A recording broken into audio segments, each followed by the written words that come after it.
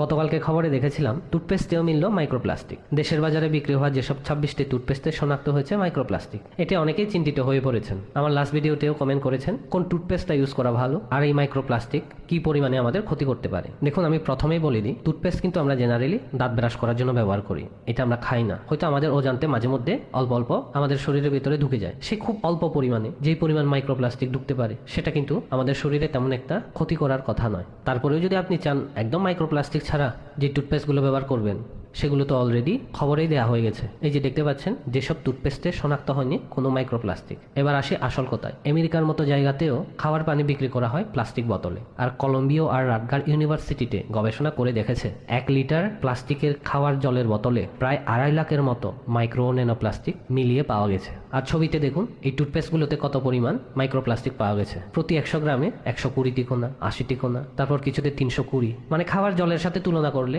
কত পরিমাণ কম। আমেরিকার মতো জায়গাতে খাওয়ার পানির বোতলে 2.5 লাখের মতো মাইক্রো ন্যানো প্লাস্টিক পাওয়ার পরেও প্লাস্টিক ব্যান করা হয়নি। কেননা সায়েন্টিস্টরা ডাইরেক্ট প্রুভ করতে পারছে না যে এই মাইক্রো ন্যানো প্লাস্টিকগুলো কত পরিমাণ ঢুকলে আমাদের শরীরে ক্ষতি করতে পারে। অলরেডি অনেক গবেষণায় পাওয়া গেছে আমাদের শরীরের ভেতরে অনেক মাইক্রোপ্লাস্টিক আছে। আমাদের হার্টে, কিডনিতে, লিভারে, মূত্রথলি, প্লাসেন্টায়, শরীরের বিভিন্ন কোষে মাইক্রোপ্লাস্টিক পাওয়া গেছে। এবং কি আমাদের রক্তে অতিরিক্ত বেশি কোলেস্ট্রল জমে প্ল্যাক হয়ে যে হার্ট ব্লক হয়, সেই ব্লকের ভেতরেও ন্যানো প্লাস্টিক পাওয়া গেছে। কিন্তু এই প্লাস্টিকটাই যে আমাদের শরীরে ক্ষতি করছে তার কোনো ডাইরেক্ট প্রমাণ এখনো সায়েন্টিস্টরা পায়নি। তবে সায়েন্টিস্টরা ধারণা করেন যে আমাদের শরীর অনেকটা পরিমাণে মাইক্রোপ্লাস্টিকগুলোকে সহ্য করতে পারে, কিন্তু একটা পরিমাণের চাইতে অতিরিক্ত বেশি হয়ে গেলে আমাদের শরীরের ভিতরে প্রদাহ হয়, কোষগুলোকে প্রদাহ করে ডিএনএ কে ড্যামেজ করতে সাহায্য করে। আর ধীরে ধীরে ডিএনএ ড্যামেজ হতে হতে কোনো একদিন জিন মিউটেশন হয়ে ক্যান্সার পর্যন্ত হয়ে যায়। এগুলো জাস্ট একটা ধারণা, ডাইরেক্ট কোনো প্রমাণ করতে পারছে না বলে এই প্লাস্টিক এখনো পুরোপুরি ব্যান হচ্ছে না। তারপরে অবশ্যই যেগুলোতে অতিরিক্ত পরিমাণে মাইক্রোপ্লাস্টিক পাওয়া যায় সেই জাতীয়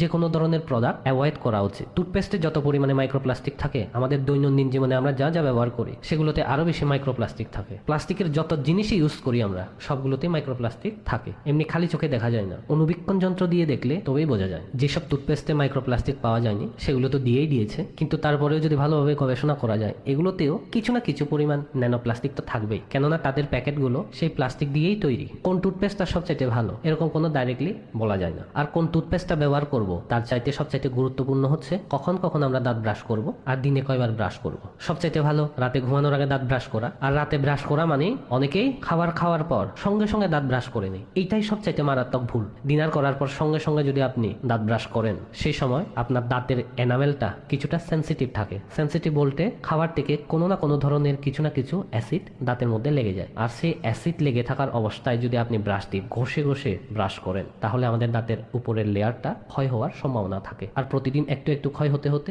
দীর্ঘ বছর পর দাঁতের এনামেলটা পুরোপুরি নষ্ট হয়ে যায়, যার কারণে দাঁতে পোকা ধরে ও দাঁতের নানা রকম সমস্যা দেখা দেয়। তাই খাবার খাওয়ার পর সঙ্গে সঙ্গে জাস্ট নর্মাল পানি দিয়ে কুলি করে নেবেন ভালোভাবে। তারপর 30 মিনিট কি 1 ঘন্টা পর দাঁত ব্রাশ করাটা সবচেয়ে উত্তম। আর রাতে যদি খুব ভালোভাবে দাঁত ব্রাশ করে রাখেন, সকালে উঠে আর দাঁত ব্রাশ করতে হবে না, জাস্ট আঙুল দিয়ে একটু পেস্ট নিয়ে দাঁতগুলো ঘষতে পারেন।